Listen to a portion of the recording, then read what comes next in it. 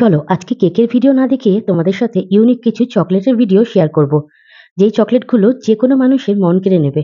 ছোট্ট, কিন্তু এর জায়গাটা কিন্তু মানুষের মনে অনেকটাই করেছে। কারণ এই ভিডিওটাই আমি শর্ট ভিডিওর মাধ্যমে যখনই ছেড়েছি আমার চ্যানেলে বা আমার পেজের মধ্যে, লোকের ভালোবাসা কিন্তু অফুরন্তভাবে পেয়েছি। এর মধ্যে আমি কি ফিল করেছি আর ডেকোরেশনটা কিভাবে করলাম বা চকলেটের কালারটা কিভাবে আনলাম সবই কিন্তু শেয়ার করব এই ভিডিওর মাধ্যমে। চকলেট নিয়ে ছোট ছোট টিপস আমি এই ভিডিওর মধ্যেই দেবো, যেগুলো তোমাদের চকলেট বানাতে অনেকটা হেল্প করবে। তাই তোমরা কিন্তু ভিডিওটাকে স্কিপ না করে পুরো ভিডিওটাকে একটু মনোযোগ সহকারে দেখো। তোমরাও কিন্তু বাড়িতে এই রকম ধরনের চকলেটটা বানাতেই পারবে। তো বেশি লেন্দি না করে চলো মূল ভিডিওর দিকে যাওয়া যাক। আগেই বলি, তোমরা যারা আমার ভিডিওতে এত এত ভালোবাসা দিয়েছো মন থেকে, তাদেরকে অনেক অনেক ধন্যবাদ। তো প্রথমে আগে আমি হোয়াইট চকলেটটাকে ভালো করে ডবল বয়লার প্রসেসের মাধ্যমে মেল্ট করে নিয়েছি। কিভাবে মেল্ট করতে হয় তোমাদের সাথে এর আগে অনেক ভিডিওতে দেখিয়েছি, তবে এই ভিডিওতে সেটা শেয়ার করলাম না। তবে তোমরা চাইলে মাইক্রোওভেনেও করতে পারো।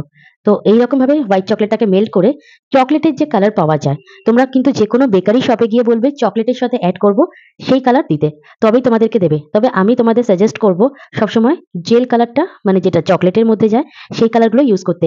কোনো পাউডার জাতীয় কালার যেন তোমরা ইউজ না করো।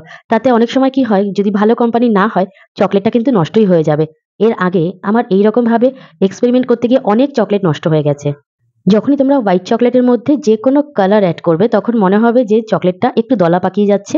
কোনো অসুবিধা নেই, সেই চকলেটটাকে কনস্ট্যান্ট কোনো স্প্যাচুলা বা চামচের সাহায্যে নাড়তে থাকবে। দেখবে চকলেটটা আবার লিকুইড হয়ে গেছে। আমি ইউজ করি ইউনিক কালারগুলো, যেগুলো ফন্ডেন্টে যায়, চকলেটে যায়, প্লাস কেকের মধ্যেও যায়। কেকের ক্রিমেও দিতে পারো, কেকের বেসেও দিতে পারো। চকলেটে কোন কালার ইউজ করতে হয় এর আগেও দেখেছি। তারপরেও যদি তোমাদের কোনো ইনকোয়ারি থাকে অবশ্যই আমাকে কমেন্ট করো, আমি তোমাদেরকে সেই ভিডিওটা আবারও শেয়ার করব। চকলেটের কালারগুলো বিভিন্ন কালারের মধ্যে দিয়ে আসে, তবে অনেক কালার আছে যেগুলো চকলেটের মধ্যে একটু বেশি দিতে হয়, না হলে ডার্ক কালার আসে না। তবে তোমরা কিন্তু সেটা একবার ইউজ করতে করতে টেস্ট করে নেবে। কালার বেশি দিতে গেলে পরে চকলেটটা অনেক সময় টেস্টটা নষ্ট হয়ে যায়। তো তোমাদেরকে সবসময় আমি সাজেস্ট করবো ভালো কোম্পানির কোনো চকলেটের কালার তোমরা ইউজ করো। তারপর কালার মেশানোর পরে ছোট্ট ছোট্ট পাইপিং ব্যাগের মধ্যে কালার ইউজ করে সেখানে দিয়ে দাও। আর এই রকম ভাবে ছোট ছোট মোলগুলো, যেগুলো বেকারি শপে বা অনলাইনেও তোমরা পেয়ে যাবে, সেই মোলগুলোর ওপরে একটু একটু করে ডেকোরেশন করো। আর এইভাবে পুরো কমপ্লিট হয়ে যাওয়ার পরে তোমরা কিন্তু এটাকে ফ্রিজে রাখবে। অনেক মানুষ একটা ভুল বারবার করে, চকলেটটাকে তাড়াতাড়ি জমানোর জন্য ডিপ ফ্রিজে চকলেটটাকে সেট করার জন্য রেখে দেয়। আমি তোমাদেরকে বলবো ডিপ ফ্রিজে না, নর্মাল ফ্রিজে রাখো। কারণ তোমরা যখনই সেই চকলেটটাকে বের করে নর্মাল ওয়েদারে আনবে তখন কিন্তু সেই চকলেটটা ঘামতে শুরু করবে। একদম ডিপ ফ্রিজ থেকে যখনই আমাদের এই নর্মাল ওয়েদারে আসবে তখনই কিন্তু এরকম জল ছাড়তে শুরু করে। কিন্তু তোমরা যদি নর্মাল ফ্রিজে রাখো তাহলে কিন্তু এই প্রবলেমটা হয় না। তোমরা একবার হলেও আমার এই কথাটা মেনে চলো, দেখবে তোমাদের চকলেটটাও পারফেক্ট ভাবে হবে।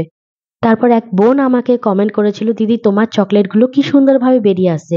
আমি যখন এইরকম ট্রাই করেছিলাম আমার চকলেটগুলো ভেঙে গেছিল। তো তোমরা একটা কাজ করতে পারো, এই চকলেটগুলো যখনই রেডি করবে কোনো পাতলা লেয়ার দেবে না। যতটা তোমার মোল্ড ধরতে পারবে ততটাই কিন্তু চকলেট এর মধ্যে অ্যাড করে যেও। তাহলে থিকনেসটা ঠিকঠাক মতো হবে, আর যখন তুমি এটাকে ডিমোল্ড করবে চকলেটগুলো ভেঙে যাবে না। দেখো কত সুন্দর চকলেটগুলো রেডি হয়ে গেছে।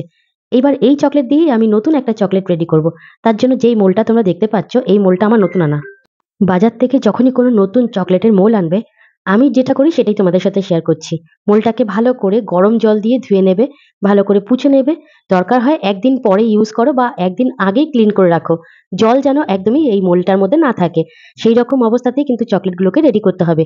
চকলেট গলানোর পরে যদি সেই জলের সাথে চকলেটটা মেশে বা চকলেটের মধ্যেই এক দু ফোঁটা জল পড়ে, তাহলে চকলেটটা কিন্তু পুরো জমে যাবে। তোমরা যেই কাজটা করতে চাইছো সেটা মন মতো করতে পারবে না। এই মোলটার থিকনেসটা অনেকটাই ডিপ। আমি এখানে প্রথমে চকলেট দিয়েছি, ডার্ক চকলেট।